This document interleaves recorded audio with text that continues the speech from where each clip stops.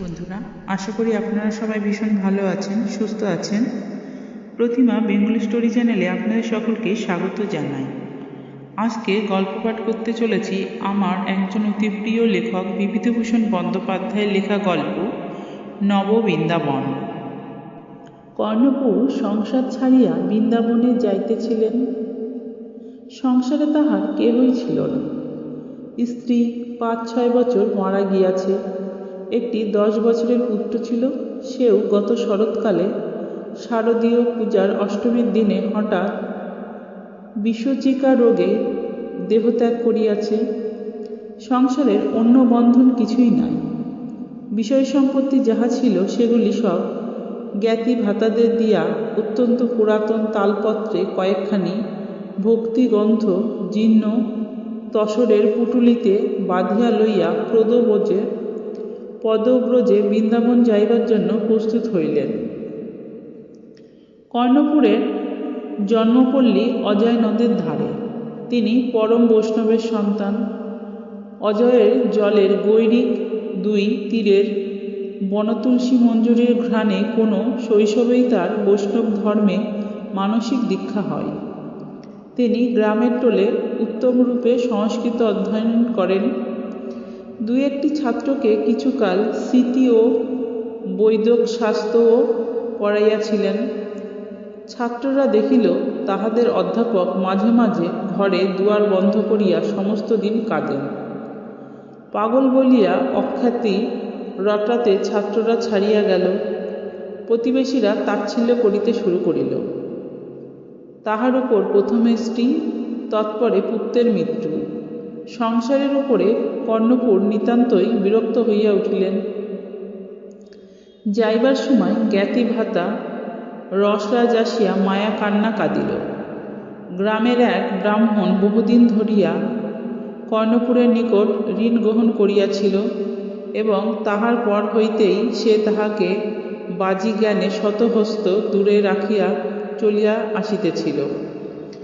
আজ যখন সে দেখিল কর্ণপুর সত্য সত্যই বাহির হইয়া যাইতেছেন, ফিরিবার কোনো আশঙ্কাই নাই, তখন সে আসিয়া মহা পীড়াপিড়ি শুরু করিল। আর কয়েকটা মাস থাকুন, যে করিয়া পারি ঋণটা শোধ করিয়া ফেলি, কারণ ঋণ পাপ ইত্যাদি ইত্যাদি। উদারচিত্ত কর্ণপুর এসব কপট প্রবন্ধ বুঝিলেন না। তিনি রসরাজকে তাদের প্রার্থনা মতো তালদিঘির পাড়ের আশুধানের এক টুকরা উৎকৃষ্ট জমি দানপত্র করিয়া দিলেন। ব্রাহ্মণ অধর্মণ্যকে বলিলেন, এক কড়া করি আনো ভায়া, গ্রহণ করিয়া তোমার ঋণ মুক্ত করি। আপনার বলিতে কেহ না থাকায় গ্রাম ছাড়িয়া যাইবার সময় তাহার জন্য সত্যকার ভাবনা কেহই ভাবিল না। শৈশব স্মৃতির প্রথম দিনটি হইতে পরিচিত মাটির চণ্ডীমণ্ডপ, স্বহস্ত রোপিত কত ফুল ফলের গাছ, কত খেলাধুলার জন্মভিটার আঙ্গিনা পিছনে ফেলিয়া চলিলেন। ফিরিয়াও চাহিলেন না। শুধু গ্রামবাসী অজয়ের ধারে গিয়া কর্ণপুর একটুখানি দাঁড়াইলেন।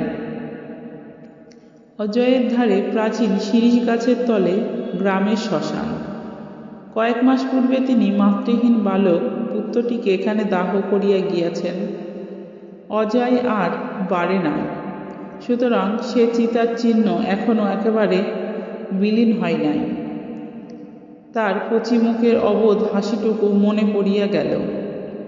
মৃত্যুর পূর্বে শ্বাসকষ্টে বড় যন্ত্রণা পাইয়াছিল। সে সময়কার তার আতঙ্কে আকুল অসহায় দৃষ্টি মনে পড়িল। কর্ণপুর অবাক হইয়া অজয়ের ওপারের দৃষ্টি নিবদ্ধ করিয়া অনেকক্ষণ দাঁড়াইয়া রহিলেন। ধূধু গৈরিক বালুরাশি শয্যায় জীর্ণশীর্ণ নদ অবসন্ন দেহ প্রসারিত করিয়া দিয়াছে। উপরে এখানে ওখানে এক আধটা দিকহারা মেঘ শিশু আকাশের কোনো কোণ হইতে বাহির হইয়া তখনই আবার সুদূর অনন্তের পথে কোথায় মিলাইয়া যাইতেছে, কোথাও কোনো চিহ্ন রাখিয়া যাইতেছে। খানিকক্ষণ দাঁড়াইয়া দাঁড়িয়া দেখিয়া পুনরায় চলিতে আরম্ভ করিলেন। পৃষ্ঠের পুটুলিতে কয়েকখানি বস্ত্র, সামান্য কিছু তণ্ডুল ও অন্যান্য দিনান্ত প্রয়োজনীয় দ্রব্যাদি। দক্ষিণ হস্তে মাধবীলতার আঁকাবাঁকা একগাছি দৃঢ়যষ্টি, বাম হস্তে একটি পিতলের ঘটিমাত্র লইয়া অজয় পার হইয়া কর্ণপুর পশ্চিমমুখে যাত্রা করিলেন। জীবনে যাহা কিছু প্রিয়, যাহা কিছু পরিচিত ছিল, সবই এপারে রহিয়া গেল। দিনের পর দিন তিনি অবিশ্রান্ত পথ চলিতে লাগিলেন। একদিন সন্ধ্যার সময় কোনো গ্রামের চটিতে নয়তো কোনো গৃহস্থের চণ্ডী মণ্ডপে আশ্রয় লইতেন। গ্রাম পথে চলিবার সময় লোকে আদর করিয়া গৃহত্যাগী সৌম্যদর্শন ব্রাহ্মণের পুটুলি ভরিয়া খাদ্যদ্রব্য দিত। পিতলের ঘটিটা পূর্ণ করিয়া নির্জলা খাঁটি দুগ্ধ দিত। তিনি কোনোদিন তাহার সামান্য অংশ খাইতেন, কোনোদিন কোনো দরিদ্র পথযাত্রী ভিক্ষুক বা কোনো বুভুক্ষ কুকুরকে খাওয়াইতেন। কত গ্রাম, কত হাট মাঠ, কত সমৃদ্ধশালী বাণিজ্যের গঞ্জ, কত নদী উত্তন্ন হইয়া যাইতে যাইতে অবশেষে তিনি বসতি বিরল খুব বড় বড় নির্জন মাঠ ও বনজঙ্গলের পথে আসিয়া পড়িলেন। চিরকাল নিতান্ত ঘরোয়া ধরনের গৃহস্থ, বিদেশে কখনোই বাহির হন নাই। সূর্য ডুবিয়া যাইবার পরই দিগন্ত বিস্তৃত জনহীন প্রান্তরে অন্ধকার ঘনাইয়া আসিল। কর্ণপুর এক স্থানে দাঁড়াইয়া চারিদিকে লোকালয়ের অন্বেষণে দৃষ্টি নিক্ষেপ করিতেন। লোকালয় মিলিত না। তাহার মনে অত্যন্ত ভয় হইল, যদি কোনো বন্য জন্তু বা কোনো দস্যু আসিয়া আক্রমণ করে।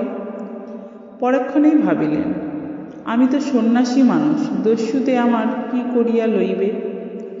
অজয়ের ধারে বৃদ্ধ শিরীষ বৃক্ষতলে এক ধূসর হেমন্ত সন্ধ্যার কথা মনে পড়িলেই অমনি কর্ণপুরের মন হইতে বন্যজন্তুর ভয় দূর হইত। বনের পথে চলিতে চলিতে অন্য খাদ্য মিলিত না। কোনোদিন বুনোকুল, মৌহা ফুল, কোনোদিন বা ছোট তালচারার নবগত পত্রকরক খাইয়া ক্ষুধা নিবৃত্তি করিতেন। অঞ্জলি পুরিয়া পার্বত্য নদীর জলধারা পান করতেন। মাঝে মাঝে আবার গ্রামও পাইতেন। সন্ধ্যার সময় সেদিন তিনি একটি তালবনে আশ্রয় লইলেন। নিকটে লোকালয় নাই। পাথুরে মাটিতে অকণিকা চিকচিক করিতেছে। একটু পরে তালবনের পিছনে সূর্য ডুবিয়া গেল। সন্ধ্যার আকাশে পঞ্চমীর একফালি চাঁদ। সেদিন পথে এক ভিক্ষুকের সঙ্গে তার আলাপ হইয়াছিল। ৩-৪ মাস পূর্বে জীবিকার চেষ্টায় বাহির হইয়া কিছু উপার্জন করিয়া সেদিন সে বাড়ি ফিরিতেছে। বাড়িতে তার ছোট ছোট 2টি মেয়ে ও একটি ছেলে আছে। তাদের মুখের দিকে চাইয়া সে প্রবাসের কোনো কষ্টকেই কষ্ট বলিয়া মনে করে না। ছেঁড়া কাপড়ের পুটলির মধ্যে রাঙা রাঙা পাথরের নুড়ি, নতুন ধরনের পাখির পালক, নানা তুচ্ছ জিনিস সযত্নে বাঁধিয়া লইয়া যাইতেছে বাড়িতে ছেলে মেয়েদের খেলনা করিতে। কর্ণপুরের মনে হইয়াছিল সেদিন, দূর মূর্খ, সংসার শক্ত জীব। আজ কিন্তু নিজের অজ্ঞাতসারে তাহার মনে জাগিল, ওই ভিক্ষুকটা তাহার চেয়ে কত সুখী। সে তো তবুও কতদিন পরে গৃহে ফিরিয়া চলিয়াছে, কিন্তু তাহার গৃহ কোথায়? পরক্ষণেই দুর্বলতাটুকু বুঝিয়া ফেলিয়া অপ্রতিভ হইয়া ভাবিলেন, ভগবান দয়া করিয়াই সংসারের ভার তাহার স্কন্ধ হইতে নামাইয়া লইয়াছে। ভালোই তো, ইহাতে মন খারাপ করিবার কি আছে? তাহার পর বসিয়া বসিয়া তিনি তাহার প্রিয় একটি শ্লোক আবৃত্তি করিতে লাগিলেন। তালবনের মাথায় পঞ্চমীর চাঁদের দিকে চাহিয়া বারবার গাঢ় স্বরে শ্লোকটি আবৃত্তি করিতে করিতে তাহার চক্ষু সজল হইয়া উঠিতেছিল। রাত্রির পাতলা জ্যোৎস্নায়, মাঠের নির্জনতায়, শ্লোকের পদলালিত্যে তাহার মনে কি একটা অব্যক্ত ব্যথা যেন ক্রমেই মাথাচাড়া দিয়া উঠিতে লাগিল। সেটাকে চাপা দিবার জন্য তিনি বসিয়া ইষ্টদেবতা চিন্তা করিতে লাগিলেন। ইষ্টদেবের মূর্তি কল্পনা করিতে গিয়া কর্ণপুরের মনে হইল, ওই অনন্ত আকাশের মতো উদার প্রাণ, ওই জ্যোৎস্নার মতো অনাবিল, চারিধারের প্রান্তর বনের মতো শান্ত তাহার শ্রীকৃষ্ণ। এই শ্লোকে ললিত শব্দের মতো তার বাণী মধুর, শ্যামায়ণমান বনভূমির মতোই তার স্নিগ্ধ ক্লান্তি। কিন্তু তাহার মুখটি কল্পনা করিতে গিয়া কেমন করিয়া বারবার তাহার মৃতপুত্রের মুখখানি বারবার ভাবিতে লাগিলেন।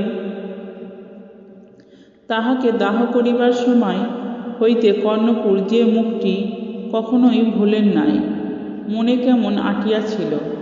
সেই মুখ ছাড়া অন্য কোনো মুখ তাহার ভালো লাগে না। নিজের কাছে সম্পূর্ণভাবে স্বীকার না করিতে চাহিলেও কর্ণপুরের মনের গোপন কোণে একথা জাগিতেছিল। ইষ্টদেব যদি তার পুত্রের রূপ ধরিয়া দেখা দেন, তবে না সুখ? যদি কখনো দেখা পান, তবে যেন পুত্রের সেই রূপেই পান। শেষ রাতের স্বপ্নে কর্ণপুর দেখিলেন, জ্যোৎস্না দিয়ে গড়া দেহে তাহারই ছেলেটি আসিয়া কাছে দাঁড়াইয়াছে। তাহার মৃতপুত্রের মুখটি খুব সুশ্রী ছিল, তবুও তাহার মুখের যেখানে যাহা কিছু ছোটোখাটো খুঁত ছিল, সেই সুন্দর অতিপ্রিয় খুঁতগুলি ঠিক সেভাবেই আছে। বামভুরুর উপরে শান্ত শিষ্টতার জয়তী কোটি এখনো তো বিলীন হয় নাই। এই রকমই পাগলের হাসি। আস্তে আস্তে সে তার কানের কাছে মুখ লইয়া গিয়া চুপি চুপি ডাক দিল, বাবা। অনেক দিন হারা পুত্রকে ক্ষুধার্ত ব্যগ্র দুই হাতে জড়াইয়া ধরিতে গিয়া কর্ণপুরের ঘুম ভাঙিয়া গেল। দেখিলেন সকাল তো হইয়াছেই, তালবনের মাথায় রৌদ্রও উঠিয়া গিয়াছে। সকালে উঠিয়া তিনি পুনরায় পথ চলিতে শুরু করিলেন। পথে কয়েকখানা গ্রাম পাইলেও তিনি কোথাও বিলম্ব করিলেন না। সারাদিন পথ চলিবার পরে সন্ধ্যার কিছু পূর্বে দূর হইতে একটি ছোটোখাটো গ্রাম দেখা গেল। অত্যন্ত ক্লান্ত অবস্থায় সম্মুখে লোকালয় দেখিয়া কর্ণপুরের মনে বড় স্বস্তি বোধ হইল। আশ্রয়স্থান সন্ধানে তিনি গ্রামের মধ্যে প্রবেশ করিলেন। গ্রাম প্রান্তরের প্রথম দুই চারিখানা বাড়ি ছড়াইয়া গ্রামের ভিতর অল্প দূর অগ্রসর হইতে হইতেই গ্রামের দৃশ্য যেন কর্ণপুরের কাছে কেমন কেমন ঠেকিল। কোনো গৃহস্থ বাড়িতেই কোনো সাড়া শব্দ নাই, কোনো বাড়ি হইতেই রন্ধনের ধূম উঠিতেছে না। পথে পথিকের যাতায়াত নাই, জনপ্রাণী কোনো দিকে চোখে পড়ে না। অধিকাংশ গৃহস্থ বাটির বাহির দরজা খোলা। খোলা দরজা দিয়া চাহিলে বাটির ভিতর একখানা কাপড় পর্যন্ত দেখা যায় না। কি আশ্চর্য বোধ হইলেও সারাদিনের পথশ্রমে কর্ণপুর এত ক্লান্ত হইয়াছিল যে অতশত ভাবিবার, বুঝিবার বা ব্যাপার কি অনুসন্ধান করিবার অবস্থা তাহার ছিল না। তিনি সম্মুখে এক গৃহস্থ বাটির বাহিরের ঘরে গিয়া উঠিলেন ও মোট পুটুলি নামাইয়া বিশ্রামে প্রবৃত্ত হইলেন। 2 দণ্ড কাটিয়া গেল, অথচ বাড়ির ভিতর হইতে কোনো মনুষ্য কণ্ঠধ্বনি তাহার কর্ণে আসিল না। সম্মুখের পথ দিয়া এই 2 দণ্ডের মধ্যে মানুষ তো দূরের কথা, একটি গৃহপালিত পশুকে পর্যন্ত যাইতে দেখিলেন না। ততক্ষণে তিনি অনেকটা সুস্থ হইয়া উঠিয়াছিলেন। ভাবিলেন, এই বাড়িটার মধ্যে ঢুকিয়া দেখা যাক লোকজনেরা কি করিতেছে। বাড়ির মধ্যে পায়ে পায়ে ঢুকিয়া যাহা তাহার চোখে পড়িলেন, তাহাতে তিনি শিউরিয়া উঠিলেন। দেখিলেন ঘরের মধ্যে 3টি মৃতদেহ পাশাপাশি পড়িয়া আছে। মৃত্যু অনেকক্ষণ পূর্বে ঘটিয়াছে বলিয়া মনে হয়। পাশের একটি ক্ষুদ্র কক্ষে গিয়া দেখিলেন গৃহতলে একটি স্ত্রীলোকের মৃতদেহ শয্যার উপর পড়িয়া আছে। মৃতদেহের পাশে একটি অনিন্দ্য সুন্দর গৌরবর্ণ শিশু খলবল করিয়া শয্যার পাশে বেড়াইতেছে, ও ঘরের আড়া হইতে ঝুলিয়া পড়া একগাছি মাকড়সার জালের অগ্রভাবে দোদুল্যমান একটি মাকড়সার দিকে হাত বাড়াইয়া ধরিতে যাইতেছে এবং আপন মনে হাসিতেছে। ভাবগতিকে কর্ণপুর অনুমান করিলেন কোনো ভীষণ মহামারীর আবির্ভাবে 2-1 দিনের মধ্যে গ্রাম জনশূন্য হইয়া গিয়াছে। ঘরে ঘরে মৃতদেহ রাশি রাশি হইয়াছে। সৎকারের মানুষ নাই, দেখিবার মানুষ নাই। হয়তো যাহারা বাঁচিয়াছিল তাহারা গ্রাম ছাড়িয়া প্রাণ লইয়া পলাইয়া গিয়াছে। কর্ণপুরকে দেখিয়া শিশু একগাল হাসিয়া হাত বাড়াইল। তাহার মাহা যে খুব বেশিক্ষণ আগে মারা যায় নাই, ইহা 2টি বিষয়ে তাহার অনুমান হইল। প্রথমত, এই ক্ষুদ্র শিশুটি ক্ষুদ পিপাসাক্রান্ত হইয়া পড়িলে এতক্ষণ এরূপ হাসিত না।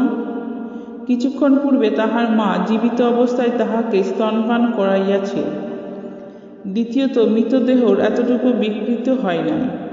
শিশুর মা যেন এইমাত্র ঘুমাইয়া পড়িয়াছে। অবসন্ন মৃত্যু ও ঘনীভূত বিপদের সম্মুখে পড়িয়াও অবোধ শিশুর এই নিশ্চিন্তে হাসি ও ক্রীড়া দেখিয়া কর্ণপুরের মনে হইল, বাল্যকালে অজয়ের তীরের বনে তিনি এক প্রকার পতঙ্গকে লক্ষ্য করিতেন। সূর্যের আলোতে খেলা করিবার অধীর আনন্দে সূর্যোদয়ের প্রাক্কালে কোথা হইতে রাশি রাশি আসিয়া জুটিত এবং খানিকক্ষণ রৌদ্রে পুড়িয়া নাচিয়া খেলা করিবার পর রৌদ্র বাড়িবার সঙ্গে সঙ্গে আনন্দ নৃত্য শেষ করিয়া মাটি ছাইয়া মরিয়া থাকিত। কর্ণপুরের মন মমতায় গলিয়া গেল। তিনি তাড়াতাড়ি তাহাকে কোলে উঠাইয়া লইলেন। ঘটিতে জল ছিল। বাহিরের ঘরে আসিয়া গণ্ডূষ করিয়া শিশুর মুখে ধরিতে পিপাসার তাড়নায় সে আগ্রহের সহিত উপরি উপরি বহু গণ্ডূষ জল খাইয়া ফেলিল। তৎপরে তিনি শিশুর মাতার মুখে শুষ্ক তৃণ জ্বালাইয়া অগ্নি প্রদান করিলেন। মস্তকের কাছে কর রাখিয়া বিষ্ণু মন্ত্র জপ করিলেন। এরূপে সংক্ষিপ্ত সৎকার কার্য শেষ করিয়া তিনি শিশুকে লইয়া সন্ধ্যার অন্ধকারে সে বাড়ি হইতে বাহির হইলেন। কর্ণপুর আবার পৈতৃক ভিটাতে ফিরিয়া আসিলেন। শুধু ফিরিয়া আসা নহে, তিনি এখন পুরামাত্রায় সংসারী। জ্ঞাতি রসরাজের সঙ্গে দ্বন্দ্ব বিবাদ করিয়া বিষয় সম্পত্তি ও ধান্য রোপণের ভূমি কাড়িয়া লইয়াছে। ব্রাহ্মণ অধর্মকে দুবেলা তাগাদা করেন। দুপুর রোদ্রে উত্তরীয় মাথায় জড়াইয়া নিজের খেতে খেতে ধান্য বপনের তদারক করিয়া ঘুরিয়া বেড়ান। বৃক্ষ বাটিকায় স্বহস্তে বহুদিন পরে ফল ফুলের চারা রোপণ করেন। কুড়াইয়া পাওয়া সেই শিশুটি এখন তাহার চক্ষের পুতলি। তাহাকে একদণ্ড চোখের আড়াল করিতে পারে না। সমস্ত সকালটি সেই বহির বাটিতে বসিয়া শিশুকে পথের লোকজন, গরু, শিবিকা যাত্রী, নববিবাহিত দম্পতি এইসব দেখাইয়া তাহাতে আমোদ দেন। লোকে আঙুল দিয়া দেখাইয়া বলে, কর্ণপুরের কাণ্ড দেখো। তীর্থের পথ হইতে এক বন্ধন জুটাইয়া আনিয়াছে। ঋত সম্পত্তি রসরাজ পাড়ায় পাড়ায় বলিয়া বেড়ায়। মর্কট বৈরাগ্যের প্রকৃতি সম্বন্ধে চৈতন্য মহাপ্রভু যে উক্তি করিয়াছেন, তাহা কি আর মিথ্যা হইবার? হাতের কাছে দেখিয়া লও প্রমাণ। শুভাকাঙ্ক্ষী বন্ধুলোকে কর্ণপুরের পুনর্গমনে আনন্দ প্রকাশ করেন। কর্ণপুর এসব কথা শুনিয়াও শোনেন না। শিশু আজকাল ভাঙা ভাঙা কথা বলিতে শিখিয়াছে। তাহার মুখে আধো আধো বুলি শুনিয়া তিনি 12 বৎসর পূর্বের অন্তর্হিত আনন্দ আবার ফিরিয়া পান। তারও আগের কথা মনে হয়, যখন তাহার নববিবাহিত পত্নী প্রথম ঘর করিতে আসিয়াছিল। পিতামাতা বর্তমানে প্রথম যৌবনের সেই সুখের দিনগুলো কত প্রভাতের বিহঙ্গ কাকুলির সঙ্গে, কত পরিশ্রম ক্লান্ত মধ্যাহ্নে প্রিয়ার হাতের অন্ন ব্যঞ্জনের সুঘ্রাণের সঙ্গে, অবসন্ন গ্রীষ্মদিনের শেষে উঠানের পুষ্প ভয়ানত বাতাবি লেবু গাছটির সঙ্গে পুরাতন দিনের কত হাসি আনন্দের স্মৃতি জড়ানো আছে। তারপরে তাহার প্রথম পুত্রের জন্মোৎসব, স্বামী স্ত্রীতে মিলিয়া কোলে শিশুকে কেন্দ্র করিয়া কত সুখ স্বর্গ গড়িয়া তোলা। আর মনে হয় জীবনটাকে 20 বছর পিছু হটাইয়া দিয়া কে যেন পূর্ব অভিজ্ঞতার পুনরাবৃত্তি করাইতেছে। শিশুকে সামলাইয়া রাখা দায় অনবরত হামাগুড়ি দিয়া দাওয়ার ধারে আসিতেছে।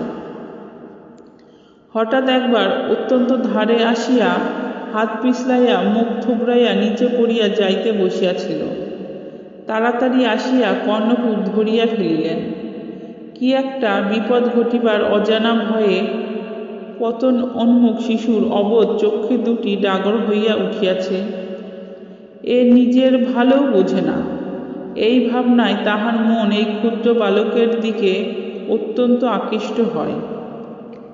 বন্ধন এইরূপ করিয়াই জড়ায়। ক্রমে ক্রমে কয়েক বৎসর হইয়া গেল।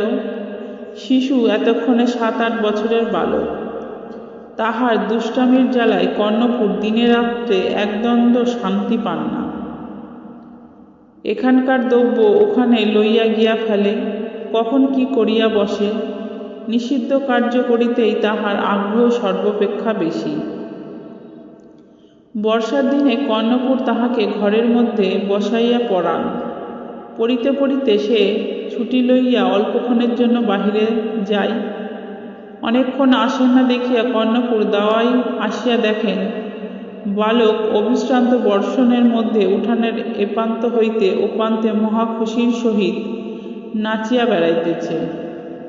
কর্ণপুর তিরস্কারের সুরে বলেন, ছি বাবা নীলু, দুষ্টুমি করো না, উঠে এসো ঘরে। আদর করিয়া বালকের নাম রাখিয়াছে নীলমণি।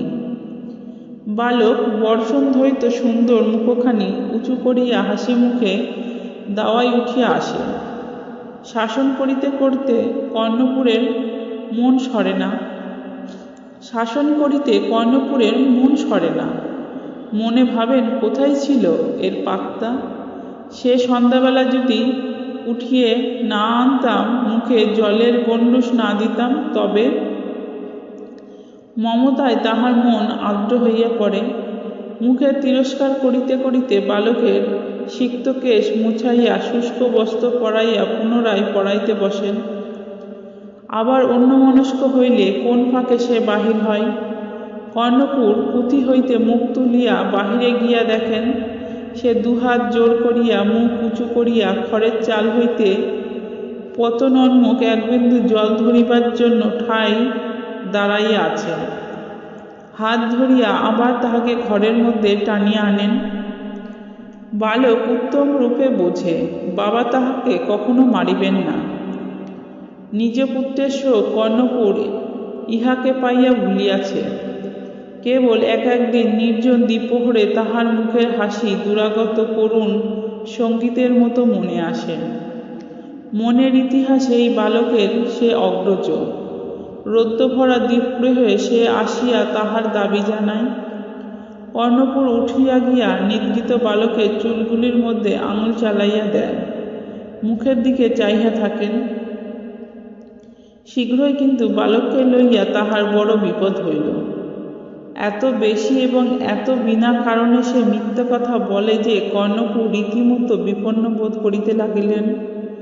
নানা রকমে মিথ্যা কথনের দোষ ও সত্য ভাষণের পুরস্কার সম্বন্ধে বহু গল্প উপদেশ বলিয়াও তাহাকে সংশোধন করিতে পারিলেন না।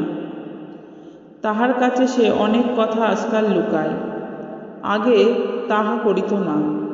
কর্ণপুর ইহাতে মনে মনে কষ্ট পান। তাহা ছাড়া তাহার বিরুদ্ধে কোনো অভিযোগ প্রতিবেশীদের নিকট হইতে আসে। এ গাছের লেবু ও গাছের আম ছিঁড়িয়া আনিয়াছে, অমুকের ছেলেকে মারিয়াছে। কর্ণপুর বসিয়া বসিয়া ভাবেন, কোন বংশের ছেলে, কি কুলগত স্বভাব চরিত্র লইয়া জন্মিয়াছে কে জানে। তাহার আপন ছেলের বেলায় 11 বৎসরেও কোনো অভিযোগ তাহাকে শুনিতে হয় নাই, কিন্তু এ বালক তাহাকে কি মুশকিলে ফেলিল। ধর্মভীরু সরল স্বভাব কর্ণপুর বালকের এইসব ব্যাপারে মনে মনে বড় ব্যথিত হন। তাহার ভবিষ্যৎ কি হইবে ভাবিয়া সময় সময় ভীত হইয়া পড়েন। বাল স্বভাব সুলভ চপলতা বলিয়া উড়াইয়া দিতে গিয়াও মনে মনে অস্বস্তি বোধ করেন। ভাবেন, উঠোন তো মূল পত্তনেই চেনা যায়। কোন বংশের ছেলে ঘরে আসিল, কি জানি গতিক কি দাঁড়াইবে। অন্য সময় বসিয়া বসিয়া ভাবেন, তাহার অবর্তমানে বালকের ভরণ পোষণের কি হইবে। যদি মানুষ করিয়া দিয়াও মারা যান, তাহা হইলেও একটা এমন ব্যবস্থা করিয়া যাইতে চাহেন, যাহাতে তাহার ভবিষ্যতে সাংসারিক কষ্ট না ঘটে। কোন জমির কি ব্যবস্থা করিবেন, কুশীত ব্যবসায় করিলে কিরূপ উপার্জন হইতে পারে ইত্যাদি চিন্তায় কর্ণপুর ব্যস্ত থাকেন। এক এক সময় হঠাৎ যেন আত্মবিস্মৃতি ঘটিয়া যায় বিষয় চিন্তায়। মনে মনে ভাবেন, এসব কি আসিয়া জুটিল। সারাদিনে একদণ্ড ইষ্টচিন্তা করিতে পাই না। পৌর বয়সে এ দৈদ্যুক মন্দ নয়। প্রতিবেশী রঘুনাথ ভট্টাচার্য অভিযোগ করিলেন, কর্ণপুরের পালিত পুত্র তাহার বাড়ির ময়না পাখির খাঁচা খুলিয়া পাখি উড়াইয়া দিয়াছে। বালক বাড়ি আসিলে কর্ণপুর জিজ্ঞাসা করিলেন, নীলু, শুনছি তুমি নাকি ওদের পাখি উড়িয়ে দিয়ে এসেছ। বালক বলিল, না বাবা, আমি না। একে অপরাধ লঘু নহে। তাহার ওপর তাহার মনে হইল এ মিথ্যা কথা বলিতেছে। কর্ণপুরের ধৈর্যচ্যুতি হইল। তাহাকে খুব প্রহার করিলেন। তাহার বাবা তাহাকে মারিবেন বালক ইহা ভাবে নাই, কারণ বাবার হাতে কখনো সে মার খায় নাই। তাহার চোখে সে বিস্ময় ও ভয়ের দৃষ্টি উপেক্ষা করিয়া কর্ণপুর তাহাকে হাত ধরিয়া দরজার কাছে লইয়া গিয়া বলিলেন, যাও, বাড়ি থেকে বেরো, দূর হও। মিথ্যা কথা যে বলে তার স্থান নেই আমার বাড়িতে। বালকের ভরসাহারা দৃষ্টি তাহাকে তীক্ষ্ণ তীরের মতো বিঁধিল, কিন্তু তিনি দৃঢ় হস্তে দরজা বন্ধ করিয়া দিলেন। অর্ধদণ্ড পরে তাহার মন চঞ্চল হইয়া উঠিল। তিনি বহির্ঘর খুলিয়া দেখিলেন সেখানে বালক নাই। তাহার নাম ধরিয়া ডাকিলেন, কিন্তু উত্তর পাইলেন না। বাড়ির এদিক ওদিক খুঁজিলেন, কোথাও দেখিতে পাইলেন না। নিকটবর্তী প্রতিবেশীদের বাড়ি খুঁজিলেন, কেহ তাহাকে দেখে নাই। কর্ণপুর অত্যন্ত উদ্বিগ্ন হইলেন। সন্ধ্যাকাল বেশি দূর কোথায় গেল। তিনি নিজের হাতে রন্ধন করিতেন। বালক ভর্ৎসনা সহ্য করিয়াছে।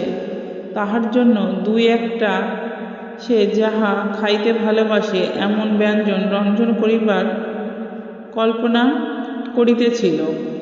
আজ রাতে মিষ্ট কথায় কি কি উপদেশ দিবেন ভাবিয়া রাখিয়াছিলেন। বালককে না পাইয়া তাহার প্রাণ উড়িয়া গেল। তন্ন তন্ন করিয়া পাড়ার সব বাড়ি খুঁজিলেন, কেহ সন্ধান দিতে পারে না।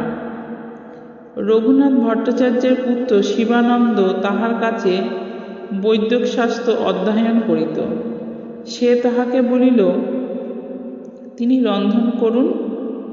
সে আর একবার ভালো করিয়া সকল স্থান খুঁজিতেছে। ইতিমধ্যে যদি বাড়ি ফিরিয়া থাকে দেখিবার জন্য বাড়ি ফিরিয়া আসিলেন, কিন্তু কোথায়, সে বাড়ি আসে নাই। কি করিবেন চিন্তা করিতেছেন। এমন সময় শুনিলেন উঠোনের পাশের গোশালার মধ্যে শিবানন্দ বারবার বালকের নাম ধরিয়া ডাকিতেছে। তাড়াতাড়ি গিয়া দেখেন গোশালায় রক্ষিত তৃণরাশির উপর বালক কখন ঘুমাইয়া পড়িয়াছিল। শিবানন্দের ডাকাডাকিতে নিদ্রা জড়িত চোখে উঠাইয়া ব্যাপার কি ঘুমের ঘোরে হঠাৎ না বুঝিতে পারিয়া অর্থহীন দৃষ্টিতে চারিদিকে চাহিতেছে। কর্ণপুর তাহাকে হাত ধরিয়া উঠাইয়া আনিলেন, পরে খাওয়াইয়া বিছানায় শুইয়া দিলেন। অভিমানে বালক তাহার সহিত অনেকক্ষণ কথা কহিল না। বহু আদরের কথা বলিয়া ও কাটোয়ার ফেনি বাতাসা কিনিয়া দিবেন অঙ্গীকার করিয়া কর্ণপুর তাহাকে প্রসন্ন করিলেন। সেদিন রাত্রে কর্ণপুর মনে মনে ভাবিলেন, কাল হইতে ইহাকে একটু একটু ভক্তিগ্রন্থ পাঠ করিয়া শোনায়, তাহা হইলে কমে কমে এই স্বভাবটা শোধরাইয়া যাইবে। পরদিন হইতে তিনি তাহাকে অবসর মতো নানা ভক্তিগ্রন্থ পাঠ করিয়া শোনাইতে আরম্ভ করিলেন। নরোত্তম ঠাকুরের প্রার্থনা মুখস্থ করাইয়া দিলেন। প্রতি সকালে উঠিয়া বালককে তাহার সম্মুখে আবৃত্তি করিতে হয়। ভগবত হইতে শ্রীকৃষ্ণের বাল্যলীলা পড়িয়া শোনান। সন্ধ্যার সময় বসিয়া বালককে ডাকিয়া বলেন, ঠান্ডা হয়ে বসো, একটা গল্প করি। পরে মাধবেন্দ্র পুরীর উপাখ্যান বর্ণনা করেন। মহাভক্ত মাধবেন্দ্র পুরী বৃন্দাবনে গিয়া শৈল পরিক্রমা করিয়া গোবিন্দকুণ্ডের বৃক্ষতলায় সন্ধ্যার অন্ধকারে নির্জনে বসিয়া আছেন। এক গোপাল বালক এক ভাণ্ড দুগ্ধ লইয়া আসিয়া পুরীর সম্মুখে ধরিয়া বলিল, তুমি কাহারও কাছে কিছু চাও না কেন? বোধহয় সারাদিন উপবাসী আছো, এই ধরো দুগ্ধ। পুরী আশ্চর্য হইয়া জিজ্ঞাসা করিলেন, তুমি কি করিয়া জানিলে আমি উপবাসে আছি? বালক মৃদু হাসিয়া বলিল, গ্রামের মেয়েরা জল লইতে আসিয়া তোমাকে দেখিয়া গিয়াছে।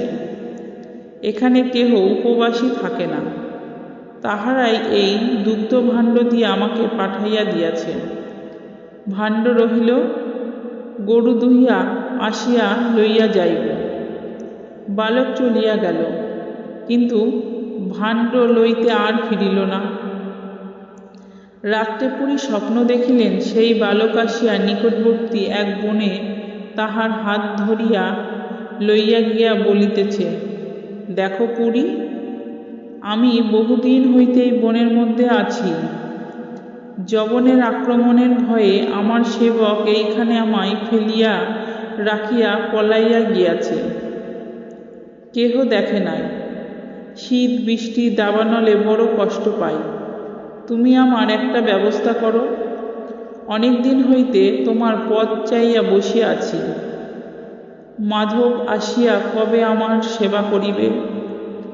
মাধবপুরী মঠ স্থাপন করিয়া সেখানে শ্রী গোপাল বিগ্রহ স্থাপন করিলেন।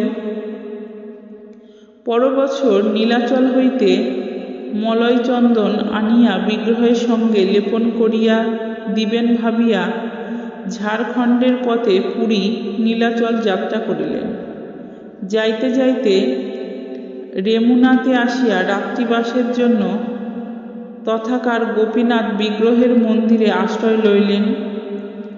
তখন রাত্রি অনেক হইয়া গিয়াছে, ঠাকুরের ভোগের সময় উপস্থিত। কথায় কথায় পুরী মন্দিরের পূজারীকে জিজ্ঞাসা করিলেন, গোপীনাথের ভোগের কি ব্যবস্থা আছে?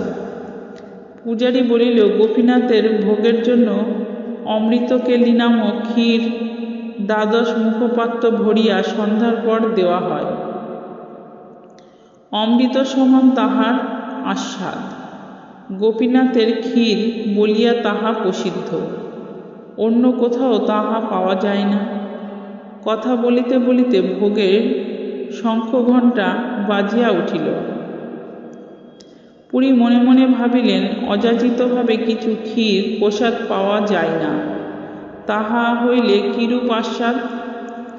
জানিয়া এইরূপ ভোগ বৃন্দাবনের মঠে শ্রী গোপাল বিগ্রহের জন্য ব্যবস্থা করি। ভাবিতেই পুরীর মনে লজ্জা হইল। শ্রী বিষ্ণু স্মরণ করিয়া তিনি তথা হইতে বাহির হইয়া গ্রামের হাটে আসিয়া বসিলেন। অযাচিত বৃত্তিপুরী বিরক্ত উদাস, অযাচিত পাইলে খান নহে উপবাস। রাত্রে গোপীনাথের পূজারী স্বপ্ন পান। গোপীনাথ স্বয়ং তাহাকে বলিতেছেন, দেখো, এই গ্রামের হাটে এক সন্ন্যাসী বসিয়া আছে, তাহার নাম মাধবপুরী। তাহার জন্য একখণ্ড ভোগের ক্ষীর ধরার আঁচলে ঢাকা রাখিয়া দিয়া আমার মায়ায় তোমার তাহা টের পাও নাই। সে সারাদিন কিছু খায় নাই। শীঘ্র মন্দিরের দ্বার খুলিয়া লইয়া গিয়া তাহাকে দিয়া আসো। পূজারী তখনই আসিয়া দ্বার খুলিয়া দেখিলেন, সত্যই বিগ্রহের ধরার অঞ্চলে এক পাত্র ক্ষীর চাপা আছে বটে। কে এমন মহাভাগ্যবান পুরুষ, যাহার জন্য স্বয়ং ঠাকুর ক্ষীর চুরি করিয়াছেন? ক্ষীরপাত্র লইয়া পূজারী গ্রামের হাটে আসিয়া তাহাকে খোঁজ করিয়া বাহির করিলেন। মাধবপুরী একা অন্ধকার হাট চালাতে বসিয়া বসিয়া নাম জপ করিতেছেন। পূজারী তাহার হাতে ক্ষীরপাত্র তুলিয়া দিয়া পায়ের ধুলো লইয়া বলিল, ত্রিভুবনে তোমার সমান ভাগ্যবান পুরুষ নাই। পায়ের ধুলা দাও, উদ্ধার হইয়া যাই। তোমার জন্য স্বয়ং গোপীনাথ ক্ষীর চুরি করিয়াছেন। বালক এক মনে শান্তভাবে শোনে। বারবার সে তাহাকে প্রশ্ন করে, বাবা, কৃষ্ণ কোথায় থাকে? বৃন্দাবনে। প্রতিদিন এক প্রশ্নে বিরক্ত হইয়া কর্ণপুর বলেন, হ্যাঁ হ্যাঁ, থাকেন। ইহার পর হইতেই সে সুর তোলে, বৃন্দাবন কোথায় বাবা? আমি বৃন্দাবনে যাব। কর্ণপুর ভাবিলেন, ইহার কিছুই হইতেছে না দেখিতেছি। আমার পরিশ্রম সবই পণ্ড হইতেছে। এ কিছুই বোঝে না, শুধু বাজে দুষ্টুমির দিকে ঝোঁক। বারবার তাগাদায় বালক কর্ণপুরীকে বিরক্ত করিয়া তুলিল। কিছুদিন পরে দূর গ্রামে তাহার এক ধান্যক্ষেত্রের কার্য ধারাইবার জন্য কর্ণপুরের সেখানে যাইবার প্রয়োজন হইল। পূর্ব হইতে ঠিক করিয়াছেন, বালক যেইরূপ দুষ্টু হইয়া উঠিয়াছে তাহার সঙ্গে লইয়া গিয়া চোখে চোখে রাখাই ভালো। এক কাজে দু কাজ হইবে। কর্ণপুর বলিলেন, চলো নীলু, আমরা বৃন্দাবনে যাই। উৎসাহে বালকের রাত্রে নিদ্রাবন্ধের উপক্রম হইল। প্রতি রাত্রে সে জিজ্ঞাসা করে, যাইবার আর কয়দিন বাকি? গন্তব্যস্থানে পৌঁছিয়া সন্ধ্যা হইয়া গেল। সেদিন রাত্রে শুইয়া সে কর্ণপুরকে বিরক্ত করিয়া তুলিল, আমি কৃষ্ণকে দেখতে যাব বাবা। কৃষ্ণ কোথায়?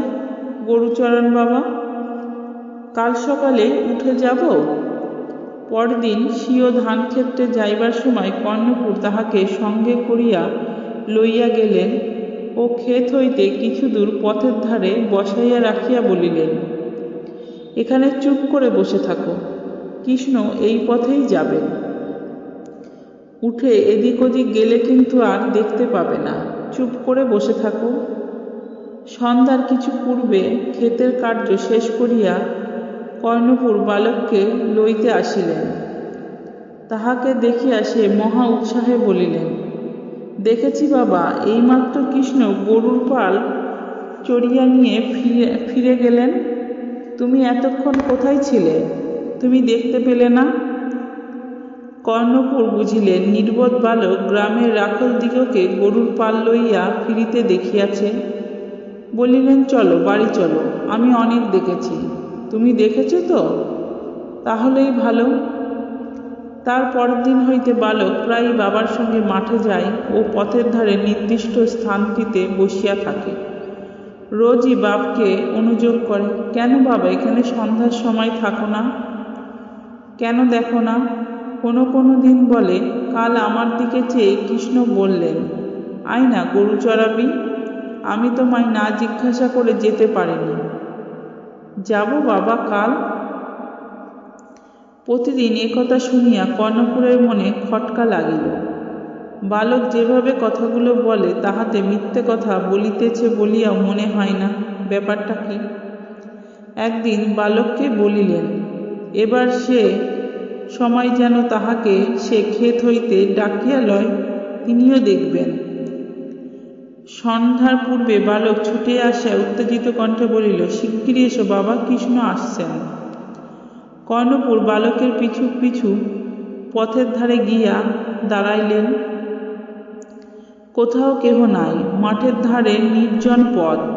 কিন্তু বালক দুহাত তুলিয়া মহা উৎসাহে বলিল, ওই দেখো বাবা, গরুর দল, ওই দেখো আসছে। কর্ণপুর বললেন, কই কই, কোনো কিছুই তাহার চোখে পড়িল না। বালক বলিল, এইবার দেখেছ তো বাবা, দেখো কত গরু, ওই দেখো কৃষ্ণ কেমন পোশাক পরে। কর্ণপুর বিস্মিত হইলেন, বালকের দিকে চাহিয়া দেখিলেন সে কৌতুকপূর্ণ দৃষ্টিতে উত্তেজিতভাবে জনশূন্য পথের দিকে চাহিয়া আছে। ভাবিলেন, ইহা মস্তিষ্ক বিকৃতির লক্ষণ নয় তো। হঠাৎ কিন্তু সেই নির্জন পথে কর্ণপুরের কানে গেল, সত্যই যেন একদল গরুর সম্মিলিত পদশব্দ হইতেছে, যেন অদৃশ্য একদল গরুকে তাড়াইয়া লইয়া যাইতেছে, এবং সঙ্গে সঙ্গে একটা অদৃশ্য বাঁশির টান তাহার সম্মুখের পথ দিয়া একটানা বাজিয়া চলিয়াছে। খুব মৃদ বটে, কিন্তু বেশ স্পষ্ট। অপূর্ব মধুর টান, জীবনে সেরূপ কখনো তিনি শোনেন নাই। কর্ণপুরে সর্বশরীর শিহরিত হইয়া রোমাঞ্চিত হইয়া উঠিল। বাঁশি সুর একটানা বাজিতে বাজিতে দূর হইতে দূরে চলিয়া যাইতে লাগিল। ক্রমে দূরে আরো দূরে গিয়া আমসি ফুলের বনের প্রান্তে মিলাইয়া গেল। বালক বলিলে, দেখলে বাবা, আমি বুঝি মিথ্যে কথা বলি? কর্ণপুর চিত্রাপিতের ন্যায় দাঁড়াইয়া রহিলেন।